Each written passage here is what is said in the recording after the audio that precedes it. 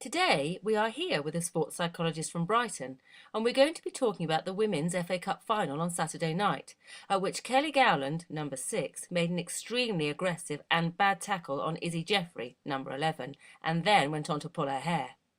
It is said she did it purposefully, as she wanted revenge due to a previous match where there was a fight between the players. It was outrageous. Hi there, Sam. Yes, it was outrageous. There was clearly no intention to win the ball. The tackle meant Golan was sent off with a red card, and Jeffrey was stretchered off the pitch in excruciating pain. She's yet to tell us how her injury is, the length of her recovery, and when she will be back on playing on the pitch. I send my best wishes for her. Now on to talking about Golan's extremely aggressive tackle. Aggression is described as any behaviour that is intended to harm another individual, either physically or verbally. This was said by Bill in 1990.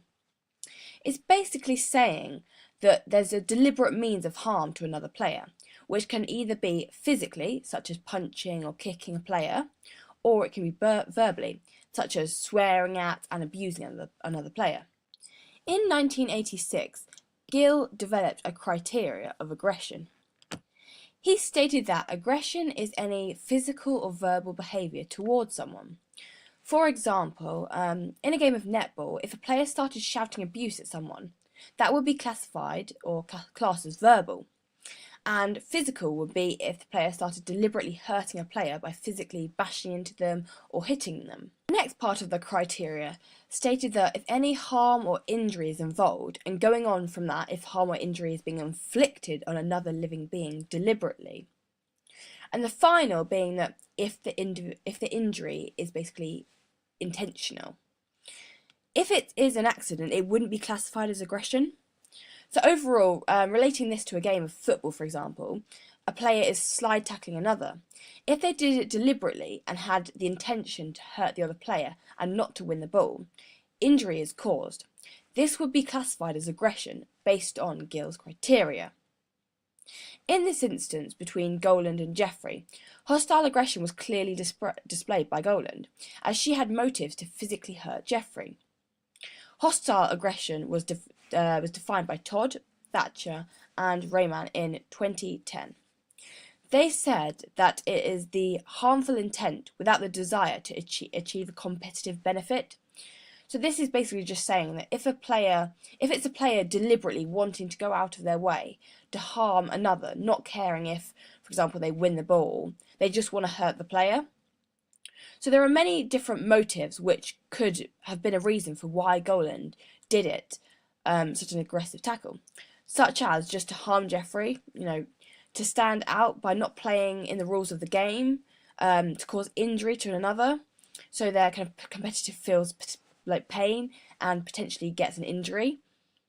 As spoken about earlier, we said that Golan intended to deliberately harm Jeffrey for her own sake, so that she can essentially get revenge from a previous fight that they had. The previous fight they had was when Goland was in the box and about to score. Jeffrey did a late tackle on Goland so that she didn't score. This showed instrumental aggression. So instrumental aggression is basically when a player injures another to gain a competitive advantage. So the intent is to cause harm, but it is essentially goal orientated, meaning that they cause harm so that they can win the game or to avoid letting in a goal. However, it's not in the rules of the game, so it's just not allowed. Are there any other factors which change the aggression displayed by players throughout their sport? Yes, there most definitely are. The nature of the sport, the role of the coach, experience of the players, all kind of play a part in the aggression displayed by players. The nature of the sport can change the way in which aggressive acts are translated and understood. Each sport has different rules about what behaviour is or isn't acceptable. So contact sports such as boxing, ice hockey and rugby all involve physical violence. However, in these sports it's allowed and in the rules of the game. So, for example, in boxing, people are required to display aggressive characteristics, as people are punching each other. But it's, allowed and within the rules of the sport. Whereas in contrast, in a game of netball, so in a sport like netball, no aggressive behaviour is allowed, and it's not in the rules of the game. So, if someone was to punch another player, they'd be sent off straight away, and it's completely unacceptable. In netball, just, bashing into someone may be seen as an aggressive act. But in boxing, punching and hitting each other is absolutely fine, as long as the aggression is in the rules of the sport and it's basically okay. So the role of the coach can be to try to control aggressive behaviour. So some coaches try to encourage aggression, whilst others try and punish any aggressive behaviour. So coaches generally try to get players to avoid using instrumental and hostile aggression, as the intent to harm is involved. Coaches would want athletes to avoid this in competition, as it can be dangerous play. For example, in football, a sliding tackle can win the ball. However, it could result in the player being yellow or red carded. This could mean that their player may not be able to play in the next match, or their player could end up being injured if the slide tackle goes wrong. So many coaches will tell their player to use aggression, but will want them to show assertive behaviour rather than hostile or instrumental aggression. So they want them to show assertive behaviour. And then finally, the experience of player also, as I've said, affects aggression. So it's been found that more experienced athletes show instrumental aggression opposed to hostile aggression. They use the instrumental aggression to their advantage. So, for example, a player in football does a sliding tackle and wins the ball. However, they injure the player at the same time. They want to cause harm. However, they do it so that they can gain, a win or get an advantage. Self-control is shown to be used to help experienced athletes with their aggression. There surely must be other reasons behind all this aggressive behaviour. Yes, we do see this kind of thing a lot in sport. In this case, which we've been speaking about with Goland and Jeffrey, there may be increased aggression due to the fact that they were both playing in a final, and it's a very important game. Also, there was a lot of a rivalry between the two players, and because it was a final, the players were even more determined to win. Furthermore, the players may have felt the referee displayed some bias towards the opposition, or didn't call or pick up on certain fouls. There are many causes of aggression in sport, such as the importance of a game. If it's a final, like the one we're talking about, it's very important. It's a very important match, and so the players have a great urge to win, which can lead to increased aggression. If a team thinks that the referee is being biased, or their team's playing badly and making silly, uncalled for mistakes, some people can just be aggressive due to their environment and their upbringing. For example, if a player's role model was their father, and he, displayed a lot of aggression, the child's likely to imitate that aggression to be like their role model, which could be the father. So other causes of aggression in sport include, if your team's losing, the opposition's fans may be booing and shouting, if the coach has made a bad decision, and many more. So many of these factors could play a part in an individual's aggression and lead to rules in the game being broken. There's been a lot of aggression displayed throughout this game, hasn't there? Well, actually, there hasn't been that much, as a lot of the other tackles have been assertion. Assertion is known as channeled aggression. It is completely in the rules of the game, and there is no set out intention to harm another player. It just involves individuals competing for the ball, showing their skillfulness, and being able to complete, for example, tackles, essentially winning the ball and being successful. Goland is given cards quite regularly in games compared to most people and her teammates. Could there be reasons why? There are lots of different theories which try and explain, why certain people display more aggressive behaviour. There are 4 different theories which try to explain aggressive behaviour. These include instinct theory, social learning theory, frustration aggression hypothesis, and aggressive cue hypothesis. So, instinct theory suggests that aggressive behaviour is an innate characteristic of all individuals, meaning that we're all born with aggressive behaviours, and so therefore it's inevitable. Freud and Lorenz said that behaviour is always predictable, and that an athlete's certainty to display aggressive behaviour builds up gradually before it's vented and released. It is said that athletes who partake in aggressive sports, for example, boxing, have more opportunities to be aggressive, and that they should let out all their aggressive energy in the ring. And so they should be, calm and relaxed, and the least aggressive outside of the ring. However, there are, criticisms of this theory. For example, that aggressive behaviour isn't just innate, as it tends to be learnt and ties in with culture. Also, that people who are aggressive in their sports tend to not show the same aggressive behaviour outside of sport. Berkowitz in 1972 said that levels of aggression actually tend to increase in sport, not decrease, as suggested by Freud.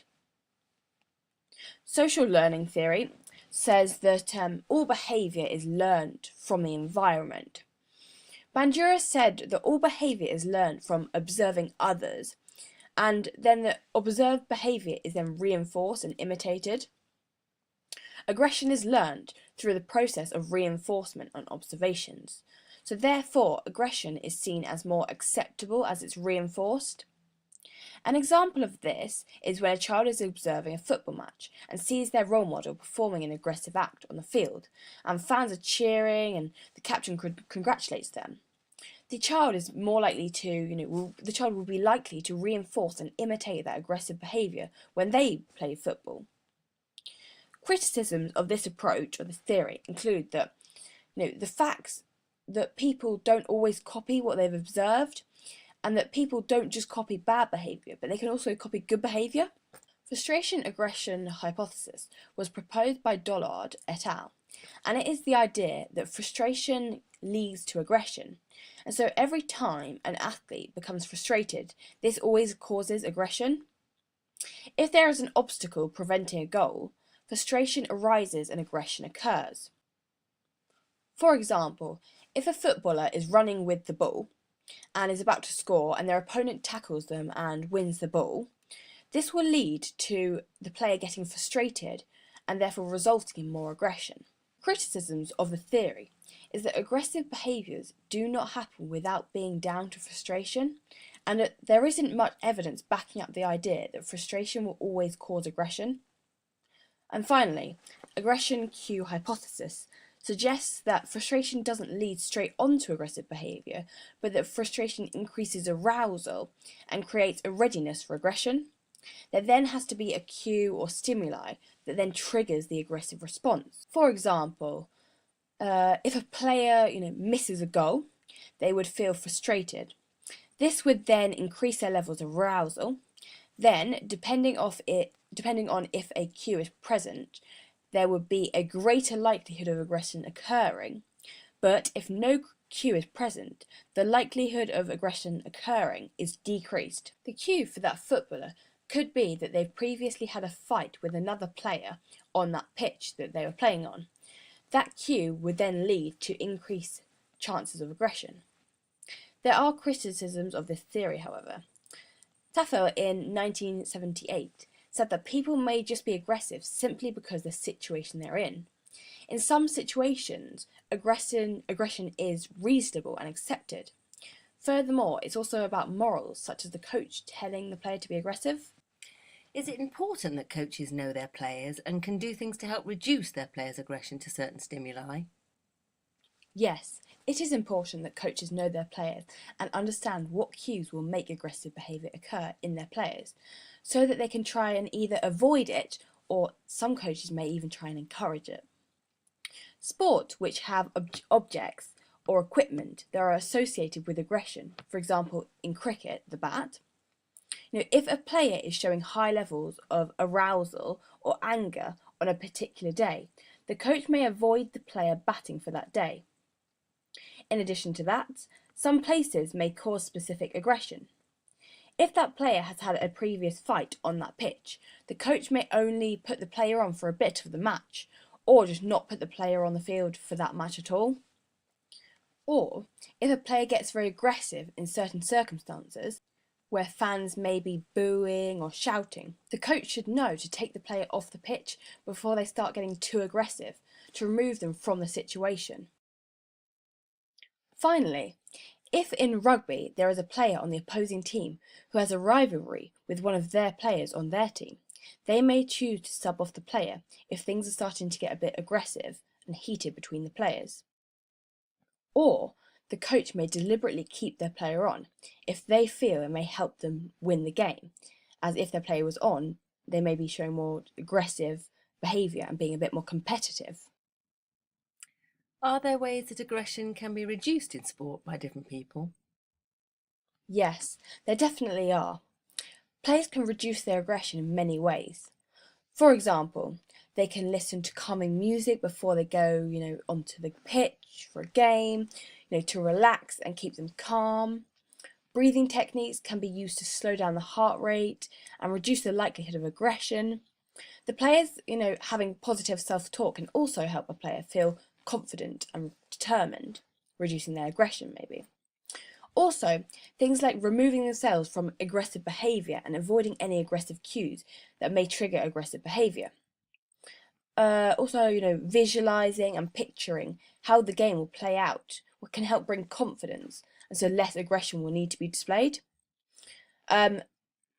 Visualising picturing could also bring, focus and self-belief to the individuals, making them feel more positive and less nervous, so therefore less likely to display aggressive behaviours. Coaches can reduce players' aggression by punishing any aggressive behaviour. This will help emphasise that aggressive behaviour isn't acceptable and it will be punished.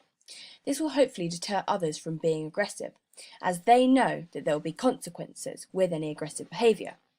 And the opposite to this, the coach will make sure non-aggressive behaviour is reinforced and shown in a positive light, making sure that other players want to perform non-aggressive behaviour so that they'll be praised by the coach. Giving team talks and doing relaxation techniques before an event can also try and help calm the team down and visualise what they're aiming to achieve and any tactics set out. This can also help reduce aggression. And finally, others such as fans and security can reduce aggression also. For example, keeping fans in separate parts of the stadium so fights are less likely to break out. Security can be stepped up, more staff, marshals, and CCTV can be put in place.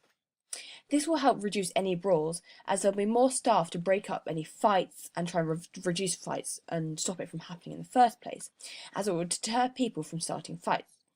Having CCTV can help reduce any inappropriate behaviour, as it will all be on video. Thank you very much for talking to me today, Mia. I've learnt so much from your visit. It was a pleasure.